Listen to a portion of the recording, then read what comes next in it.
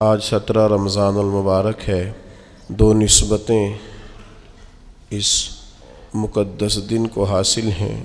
ایک تو اسلام کا سب سے پہلا معرکہ حق و باطل، یوم الفرقان، غزوہ بدر اس دن رونما ہوا تھا، اور دوسرا ام المومنین سیدنا عائشہ صدیقہ رضی اللہ تعالی عنہ مومنوں کی ماں ہیں، نبی پاک علیہ السلام کی محبوبہ ہیں، ان کا یوم وصال بھی 17 رمضان المبارک کو ہوا۔ ایک بات میں نے آپ کے سامنے رکھنی ہے۔ اللہ تعالیٰ نے بدر کے بارے میں فرمایا ہے کہ وَلَقَدْ نَصَرَكُمُ اللَّهُ بِبَدْرٍ وَأَنْتُمْ أَذِلَّةٌ، فرمایا اللہ نے تمہاری مدد کی بدر میں حالانکہ تم کمزور تھے۔ بندہ مومن خود سے کوشش کر کے، اچھی منصوبہ بندی کر کے، اچھی پلاننگ کر کے بھی اتنی دیر تک کامیاب نہیں ہو سکتا جب تک اسے اللہ تعالیٰ کی مدد حاصل نہ ہو۔ اللہ تعالیٰ کی مدد جن لوگوں کے شامل حال ہوتی ہے وہ بظاہر کمزور بھی ہوں، بظاہر بہت لمبا چوڑا تعارف نہ بھی رکھتے ہوں، بظاہر کوئی بہت بڑی افرادی قوت بھی ان کے پاس نہ ہو، لیکن اللہ کی مدد اگر انہیں شامل ہو تو پھر کسی میدان میں وہ پیچھے نہیں رہتے، بلکہ اللہ تعالیٰ انہیں کامیابیاں عطا فرماتا ہے۔ اللہ کی مدد کیسے ملتی ہے؟ کون سے ایسے کام کیے جائیں، کون سے ایسے اعمال کیے جائیں جن کی وجہ سے اللہ تعالیٰ کی مدد اور رحمت بندے کے شامل حال ہوگی؟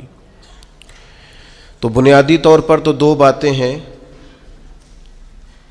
جن کو سمجھنے کی بڑی ضرورت ہے کہ وہ دو چیزیں کسی شخص میں اگر پائی جاتی ہیں تو اسے تائید الہی حاصل ہو جاتی ہے۔ وہ شخص بڑی جلدی تھوڑے وقت میں لمبے سفر طے کرتا ہے، منزلیں اسے آسان اور قریب دکھائی دیتی ہیں، اس کے دشمن، اس کے مخالفین، اس کے حاسدین ساری کاوشوں کے باوجود اس کا کچھ بگاڑ نہیں سکتے۔ وہ محسوس کرتا ہے کہ میں رستوں پہ چڑھتا ہوں تو میرے لیے رستے آسان ہو جاتے ہیں۔ دو بنیادی چیزیں، ایک ایمان کامل کی دولت اور دوسرا اخلاص کے ساتھ جد و جہد کوشش۔ یہ دو چیزیں ایسی ہیں جو اللہ کی مدد انسان کو دلاتی ہیں۔ قرآن مجید فرقان حمید نے بڑا واضح اور بڑا واشگاف انداز میں اعلان فرمایا ہے، فرمایا وَلَا تَهِنُوا وَلَا تَحْزَنُوا وَأَنْتُمُ الْأَعْلَوْنَ إِن كُنتُم مُؤْمِنِينَ، نہ تم نے گھبرانا ہے، نہ غم زدہ ہونا ہے، غالب تم ہی آؤ گے، غلبہ تمہارے نصیب میں لکھا ہے، شرط صرف اتنی ہے ان کنتم مومنین، اگر تم کامل مومن ہو تو، اگر تم مومن ہو تو غلبہ تمہیں ملے گا، فتح تمہیں ملے گی، مدد تمہاری کی جائے گی، شرط یہ ہے کہ تم کامل مومن ہو۔ اور دوسرا فرمایا والذین جاہدوا فینا لنہدینہم سبلنا، جو لوگ ہمارے رستے میں جد و جہد کرتے ہیں ہم ضرور انہیں رستہ عطا فرما دیتے ہیں۔ ایک تو کامل ایمان انسان کے پاس ہو، دوسرا اس میں جد و جہد ہو، ہمت ہو، کام کرے، کوشش کرے، بڑی جلدی تھک نہ جائے، بڑی جلدی ہار نہ مان جائے، بڑی جلدی گھبرا نہ جائے، بڑی جلدی وہ فیصلے کرنے میں تیزی نہ دکھائے، اس کے مزاج کے اندر جد و جہد ہو، کوشش ہو، تو یہ چیز اللہ تعالیٰ کی مدد اس کے شامل حال کرے گی۔ تیسری بات جس سے اللہ کی مدد انسان کو ملتی ہے وہ اخلاص ہے۔ جو لوگ ریاکاری کر رہے ہوتے ہیں وہ تو دولت اور شہرت کے رستے پہ ہوتے ہیں، اقتدار کے رستے پہ ہوتے ہیں، راہ خدا پہ تو ہوتے ہی نہیں۔ تو راہ خدا پہ جو لوگ ہوتے ہیں انہیں مدد نصیب ہوتی ہے، اس کے لیے اپنی نیتوں اور اپنے ارادوں کو ٹھیک رکھنا، اپنی نیتوں کا وضو رکھنا بڑا ضروری ہوتا ہے۔ جن لوگوں کے اندر اخلاص ہوتا ہے انہیں اللہ کی مدد ملتی ہے۔ جو ریاکار ہوتے ہیں، تصنع بناوٹ والے ہوتے ہیں، وہ تو صرف ماحول کے اندر اپنے حق میں رائے قائم کرنا چاہتے ہیں، ان کو مدد الہی کیسے ملے گی؟ چوتھی بات یہ ہے کہ مدد ملتی ہے نماز پڑھنے سے، اور مدد ملتی ہے صبر کرنے سے۔ جلد بازوں کو، بے صبروں کو، کم ہمتوں کو مدد نہیں ملتی۔ جو حکمت سے زیادہ جذباتیت کے قائل ہوں، تدبر اور فہم و فراست کی بجائے جلد بازی ان کا مزاج ہو، ان کو مدد کیسے ملے گی؟ آپ میں ٹھہراؤ ہو، حوصلہ ہو، صبر ہو تو اللہ کی مدد آ جاتی ہے۔ قرآن مجید نے فرمایا یا ایھا الذین آمنوا استعینوا بالصبر والصلاۃ، اے ایمان والو صبر اور نماز سے مدد مانگو، یہ تمہارے مددگار ہیں۔ آپ نبی پاک علیہ السلام کی مقدس سیرت پاک کو دیکھیں، کوئی بھی وقت آیا تو حضور نے نماز پڑھی ہے۔ چاند گرہن ہو گیا، سورج گرہن ہو گیا، بارش نہیں ہوتی، زیادہ ہو رہی ہے، جنگیں ہو رہی ہیں، کوئی بھی موقع آیا ہے تو اللہ کے رسول نے مصلی بچھا لیا ہے۔ نفل پڑھیں، اللہ کے حضور حاضری دیں، محنت بھی کریں اور ساتھ نفل نماز ادا کریں اور صبر رکھیں۔ صبر تو اتنی بڑی نعمت ہے کہ ان اللہ مع الصابرین، صبر کرنے والوں کو نری مدد ہی نہیں ملتی، صبر کرنے والوں کو تو خدا ملتا ہے، اللہ صبر کرنے والوں کے ساتھ۔ تو یہ کام کریں گے تو اللہ کی مدد ملے گی۔ پھر اللہ کی رحمت اور مدد ملتی ہے ذکر کرنے والوں کو۔ حضور سید عالم علیہ السلام نے فرمایا جب لوگ ذکر کرنے کے لیے بیٹھتے ہیں تو اللہ کی رحمت انہیں گھیر لیتی ہے۔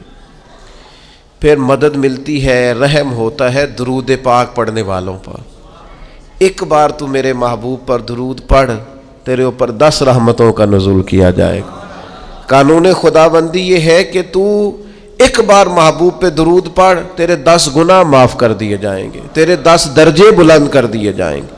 تو پڑھیں درود، رحمت الہی میں نہا جائیں گے، اور پھر اللہ کی مدد ان لوگوں کو حاصل ہوتی ہے جو اللہ کی مخلوق پر رحم کرتے ہیں۔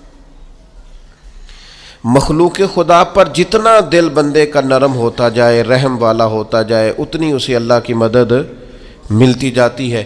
نبی پاک علیہ السلام نے فرمایا تم اللہ کی مخلوق پہ رحم کرو، اللہ تمہارے اوپر رحم فرمائے گا۔ اللہ تم پر رحم کرے گا، تم مخلوق خدا پہ رحم کرو۔ تو یہ چند چیزیں ہیں جن کی وجہ سے انسان کو اللہ کی مدد ملتی ہے۔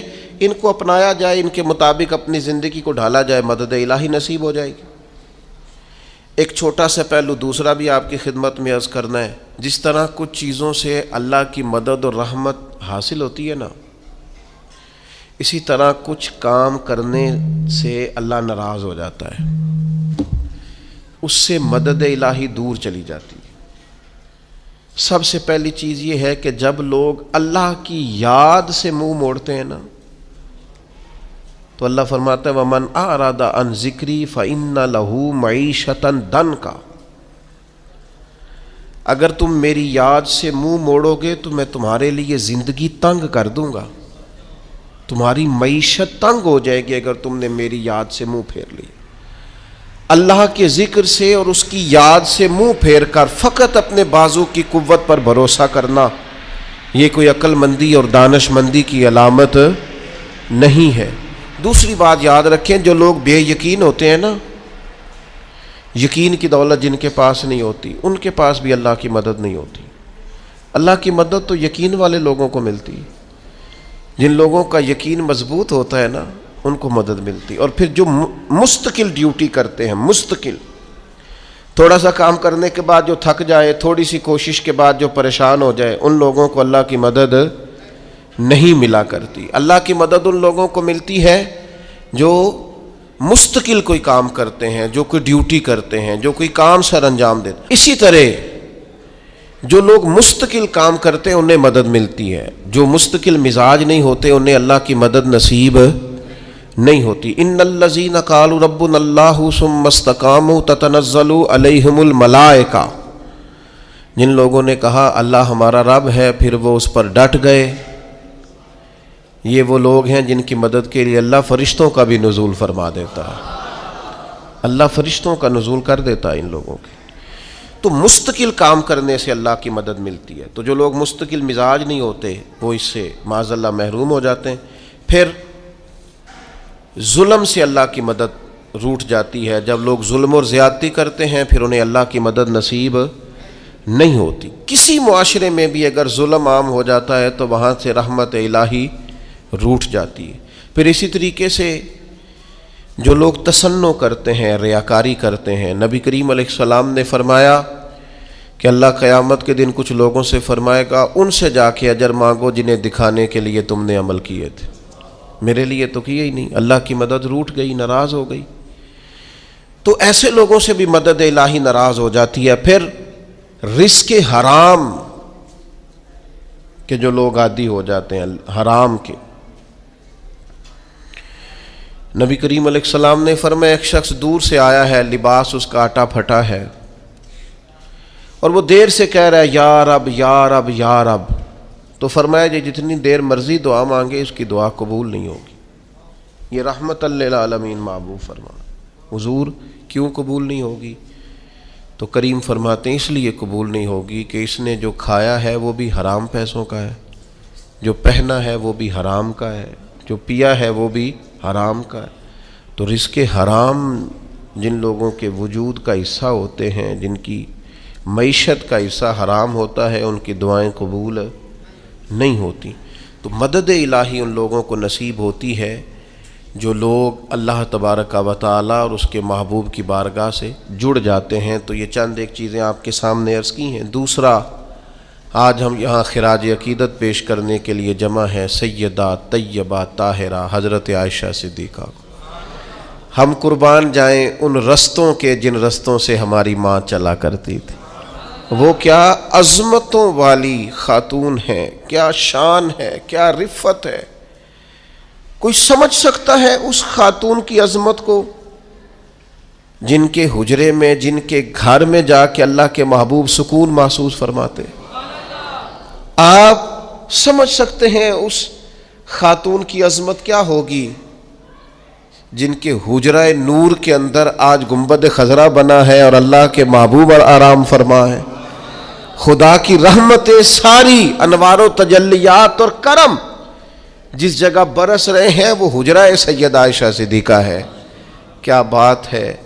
بنت صدیق آرام جان نبی حضرت سیدہ عائشہ صدیقہ کو کیا مرتبہ اللہ نے عطا کیا ہے کہ حضور فرماتے ہیں عائشہ آپ کی تو صورت نکاح سے پہلے لا کے مجھے جبریل امین نے دکھائی کہ محبوب اس خاتون سے اللہ آپ کا نکاح فرمانے والا ہے. کیا عظمتیں ہیں اس پاک باز خاتون کی. لیکن حضرت عائشہ صدیقہ کی زندگی کا سب سے بڑا سبق اپنی روحانی اولاد کے لیے، ہمارے لیے، ہماری نسلوں کے لیے، امت کے لیے سب سے بڑا سبق سیدہ عائشہ صدیقہ کی زندگی کا ہے پڑھنا پڑھانا، دین پڑھنا. انہوں نے احادیث یاد کی، امت تک پہنچائی. سب سے بڑا ان کا سبق پڑھنا پڑھانا ہے. امت اگر حضور کی باتیں یاد کرتی ہے، آگے سکھاتی ہے، پڑھتی ہے، آگے پہنچاتی ہے تو پھر وہ اس سبق کو یاد کرتی ہے. اللہ تبارک و تعالی ہماری اس بزم کو اپنی بارگاہ میں قبول فرما.